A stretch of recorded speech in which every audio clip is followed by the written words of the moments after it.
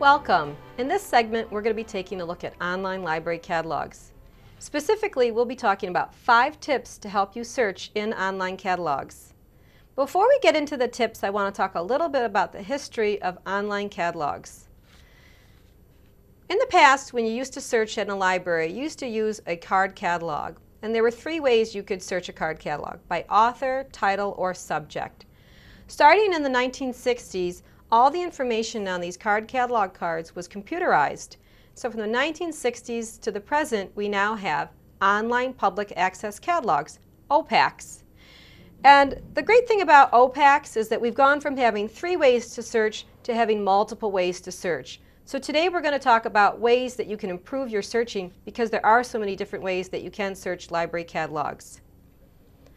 Let's talk about search tip number 1. Search tip number 1 is to choose the right search and to try a variety of searches and keywords. These are 5 basic library searches that are in most library catalogs: author, title, journal title, keyword, and subject. I'd like to talk about a few of these searches. For starters, journal title search. When you're doing a journal title search in a library catalog, that's just for a journal name. Library catalogs do not search inside the journals, but it can tell you if they have a particular journal.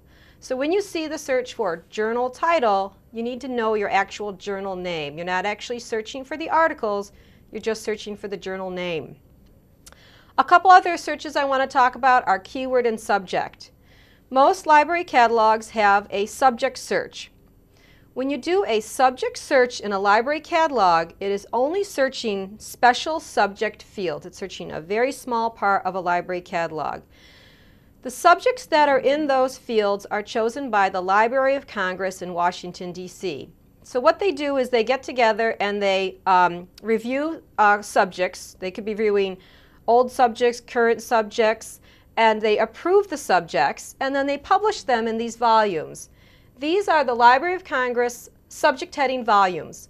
So when you're searching in a library catalog and you're choosing the subject search, it's only searching this controlled vocabulary, very narrow area. If you do a subject search and you're not finding what you're looking for, try a keyword search. Keyword searching in a library catalog searches the entire library catalog. It searches the titles, it searches any notes, and it also will search the subject headings. So again, if you do a subject search and you're not finding anything, try a keyword search. Let's move on to the next tip. Tip number 2 is to use limits. These are just a few examples of limits: date ranges, language, and location. It's important to remember that just adding one limit to your search can really narrow down your search results. When you do a search in a library catalog and you get thousands of entries, that's not really a good search. That's a lot to look at. You're probably getting things that aren't appropriate for your topic. So before or after you do your search, traditionally in library catalogs you can add on limits. So again, just adding on one limit can really help narrow your search and get you more focused and on track with your topic. Let's move on to tip number 3. Tip number 3 is to be aware of what libraries your catalog is searching. Most public and academic libraries have shared catalogs. So when you're in your library catalog, you need to be aware that that catalog could be searching more than just the library that you're standing in. So when you do your search and you do find an item that you want to locate, you need to make sure that you're seeing the location. It could be in the library you're standing in, or it could be at another library in that system. If you're in a public library and you find something that's at another library in the system but you can't get to it, most public libraries have a courier system, and they will have that item taken from that library and sent to your library of choice. So again, when you're in a library catalog, whether it's public or academic, you need to be aware that that catalog may be searching more than the library that you're standing in. Let's move on to the next tip. Tip number 4 is to remember to keep track of your citations as you search. As you find citations, write them down, print them, email them, or export them to an online citation generator.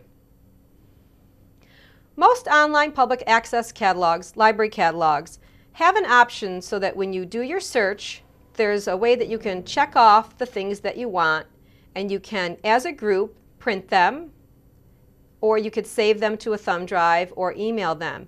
A lot of the options now are so that you can export them right into an online citation generator, so you can actually be doing your bibliography while you do your research. So while you're using the online library catalog, you need to be aware that you need to somehow be keeping track of those citations. Again, printing them, emailing them, saving them to a thumb drive, or again, exporting them into an online citation generator if that option is available. Let's go on to our last tip, tip number 5. Tip number 5 is to remember to browse the shelves. When you go to the shelf to find the book that you located, be sure to look before and after that book for similar items. When you're in a public or an academic libraries, most of those items are grouped together by subject. Public libraries use what's called the Dewey Decimal System. That's a call number system where like items are shelved together. Academic libraries use the Library of Congress subject head, Library of Congress call number system. So like items are shelved together. So again, when you go to the shelf and you find the item you're looking for, you want to look to the left and the right because similar items are going to be on the shelf. We've covered some really great tips today, and I hope that they've helped you with your searching. That's all for now. Thanks for joining me, and I'll see you next time.